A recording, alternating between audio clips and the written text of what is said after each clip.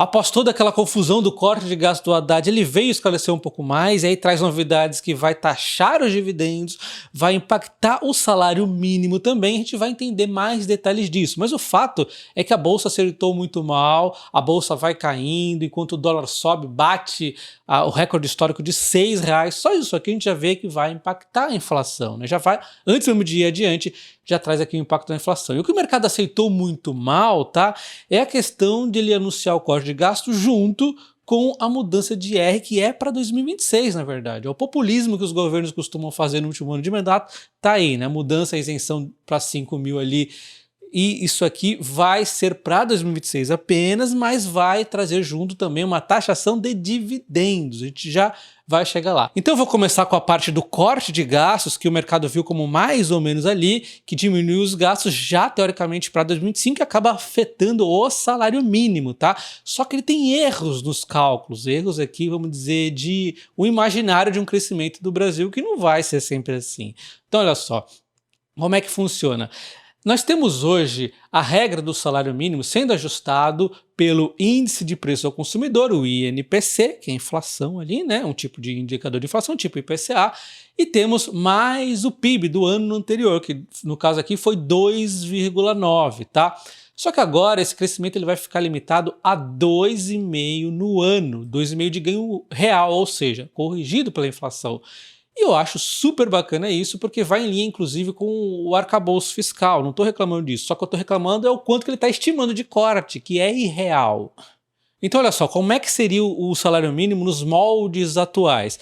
1.412 é o salário mínimo, nós reajustaríamos pela inflação de 4,66%, e esse é o salário mínimo corrigido, não tem ganho nenhum, é apenas correção pela inflação. E o ganho qual que seria? Seria, então, 2,9, mais 2,9%, tá? Então este seria aqui o salário mínimo certo. Mas, como nós temos aqui o limite de 2,5, o salário mínimo vai ser aumentado em menos, acabando então, vamos pegar de novo aqui o salário mínimo, 1.412, mais o mesmo índice de inflação, 4,66, mais agora 2,5, que é o limite, é o teto aqui de reajuste, ficando em 1.514,74. Então existe aqui um salário mínimo que vai crescer menos, não é uma mudança muito grande, mas de repente em alguns momentos que o PIB der um crescimento mais forte, é bacana sim para exatamente ter um encaixe melhor fiscal. Vocês já conseguiram detectar o problema? Não é sempre que o Brasil vai crescer o PIB acima de 2,5%. Então, na verdade, vai ter anos que o PIB pode ser negativo, como já aconteceu no governo Dilma várias vezes ali, e o PIB sendo negativo, na verdade o salário deveria ser reajustado para baixo, inclusive, né? E esse limite aqui de 2,5 não vai servir de nada, não vai estar trazendo economia. Olha só.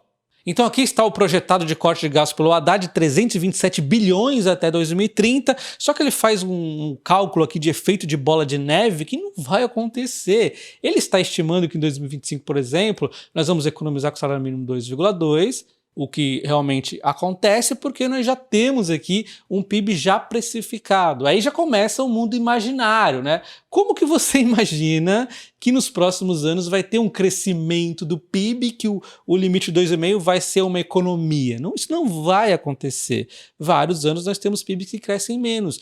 Inclusive, principalmente quando você tem um estímulo fiscal muito forte, como acontece no Brasil, como aconteceu no governo Dilma. É importante a gente sempre voltar ao governo Dilma, porque as medidas do governo atual são muito similares ao governo Dilma, que é expansão fiscal, expansão fiscal. A Dilma assumiu já numa situação que não era para expandir tanto, ela vai lá e expande mais ainda. O PIB cresceu 4% no primeiro ano e entregou no último ano dela uma contração de 3,3%. Foi um dos piores crescimentos do PIB médio anual de todos os presidentes da história do Brasil, foi o terceiro pior, tá? E foi afetado exatamente por uma conjuntura fiscal negativa e a nova matriz econômica, além de uma turbulência política ali, né? Então, diante de 127 anos, ela conseguiu o terceiro pior aqui resultado, tá? Perdeu pro Collor, mais um outro lá que eu não me lembro qual, ou seja, uma tragédia. Eu nem acho que vai ser possível chegar naquele mesmo nível de tragédia, mas mostra que expansão fiscal em algum momento causa uma redução nesse PIB. Então não vai crescer 3% toda hora não. Então pode tirar o cavalinho da chuva que essa economia aqui desse salário mínimo é falsa, não vai funcionar dessa forma, tá? Então não tem uma economia com esses números e é a maior economia do todo o corte de gasto dele tá no salário mínimo e não vai acontecer dessa forma. Bom, acho que ficou bem claro aqui, mas antes de a gente falar sobre a questão da taxação dos dividendos, eu gostaria de retomar um ponto que não pode ficar despercebido, que é os cálculos errados do governo. A gente lembra aqui, inclusive, que eles estão batendo muito na tecla, não, que o mercado errou, ele previu um PIB crescendo 1,52, ele vai crescer 3 ali, não sei o quê. Só que acontece, a gente volta no passado, 2023, ao mesmo tempo que eles erraram, o mercado errou no PIB, ele errou na inflação, a inflação era 3,90 e a inflação está no momento em 4,77. Enquanto a Selic, a previsão era 9, a Selic está em 12,25. Então a inflação está maior do que o esperado mesmo com a Selic maior do que esperado. Então, teve erro positivo, mas teve erro negativo também. E esses erros negativos vão impactando o longo prazo. Então, imaginar que esse PIB vai surpreender o mercado toda hora não é verdade, isso não vai acontecer. É importante ressaltar isso, porque os cálculos do governo sempre levam premissas muito otimistas. E aí a gente entra na questão dos dividendos, que também tem premissas otimistas na minha visão. Bom, então vamos lá, a taxação dos ricos, né, uma proposta que vai taxar quem ganha mais de 50 mil por mês, ou seja, vai focar mais no anualizado ali, 600 mil por ano. Quem ganhar ali mais de 600 mil por ano vai ter uma taxa de 10%. E assim, a um primeiro momento faz sentido, porque eu acho que todo mundo tem que pagar imposto, mesmo que eu seja um dos pagadores de impostos.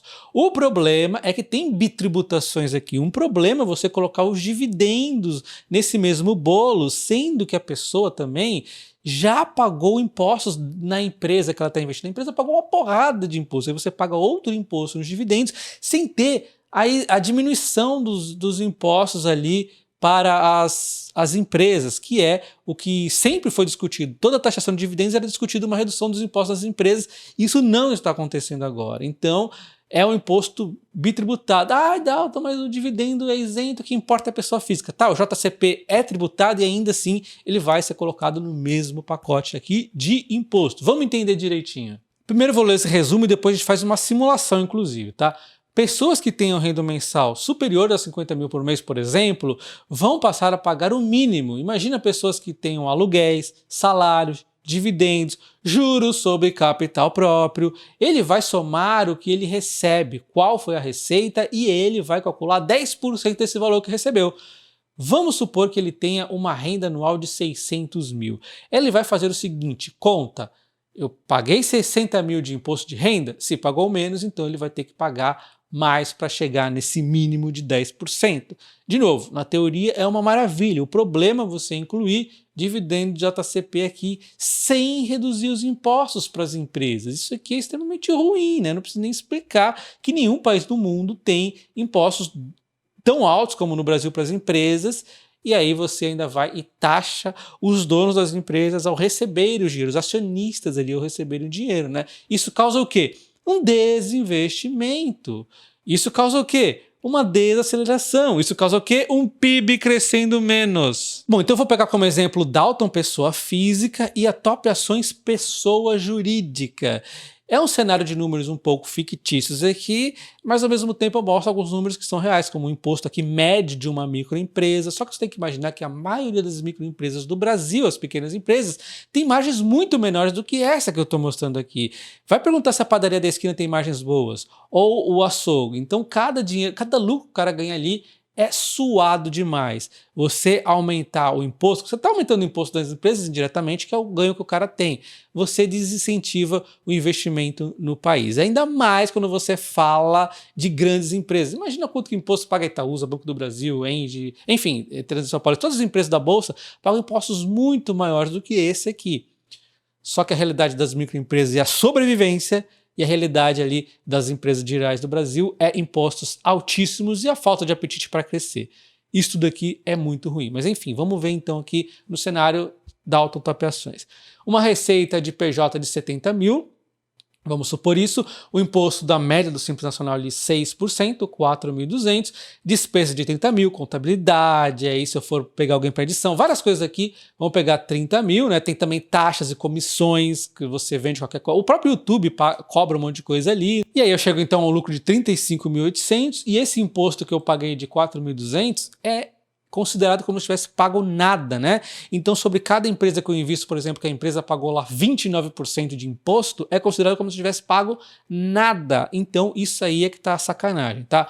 Mas daí a gente continua, eu ganho então dividendos do Top Ações, é considerado que eu paguei nada de imposto aqui, eu ganho os dividendos das minhas ações, é considerado que eu paguei nada de imposto, eu ganho aqui os dividendos dos FIIs, por exemplo, é zero de imposto, aí eu ganho o JCP de ações, aí eu paguei 15% na fonte, então tá ali 1.200 contabilizado, e aí eu ganho renda fixa também, quando eu estou sacando provavelmente, né? Eu vou considerar então a alíquota ali da hora do saco. Vamos supor que é sempre 15%, né, do CDB que eu estou sacando, mas a gente sabe que tem uma tabelinha ali. Mas enfim, 750. Então, fica contabilizado que eu paguei 1.950 de imposto, ignorando completamente que eu passei de pessoa jurídica, né? Ignorando completamente que as empresas pagam impostos aqui nos dividendos das ações, principalmente, né? Ignorando tudo e não tendo uma compensação. Quando ou-se outras vezes de taxar dividendos, sempre se falava em compensação para as empresas, para elas poderem crescer, né? Como é que você quer fazer que as empresas cresçam? Para fazer esse PIB crescer, são as empresas que fazem o PIB crescer. Fazer empregar mais, fazer um crescimento sustentável do PIB, precisa das empresas. Então tem que diminuir os impostos dela e não está nessa proposta, né? Bom, mas enfim, considerando todo o dinheiro que eu ganhei aqui como pessoa física, 63.800 nessa simulação nossa, eu então teria de pagar 10% de imposto, 6.380. Será que eu paguei isso? Aí ele vai lá e vê, pô, peraí, tu só pagou 1.950, ignorando, né, a situação de impostos aqui, né, que eu já paguei anteriormente, completamente o governo ignora tudo que aconteceu no PJ. Aí ele fala, ó, tu tá devendo mais 4.430, isso fazendo uma média por mês, né? Isso levaria ao ano uma dívida de imposto de 76.560, mas como eu paguei aos olhos do governo apenas 23.400, que é 12 vezes esse aqui, né? Eu estaria devendo então ainda 53.160. Então olha só, o governo do nada, né, ele tira aqui um imposto que é superior a um mês de recebimento de tudo que eu tive aqui de pessoa física neste nosso exemplo, né? Ignorando completamente impostos pagos anteriormente, né? Todos esses impostos aqui da cadeia. Lembrando que eu estou usando uma empresa aqui do Simples Nacional, você vai ter várias empresas com impostos maiores, inclusive as empresas que nós investimos, né? As ações ali, né? Que pagam impostos gigantescos e aí a gente é obrigado a pagar dobrado. Isso aqui para mim tem um nome apenas, bitributação. Bom, para finalizar, eu até acho justo impostos ali para quem ganha mais de 50 mil. Eu, no caso, colocaria uma taxinha um pouco menor para 50 mil, colocaria um outro degrau mais acima ali, 100 mil, por exemplo, né? Eu acharia mais justo ainda.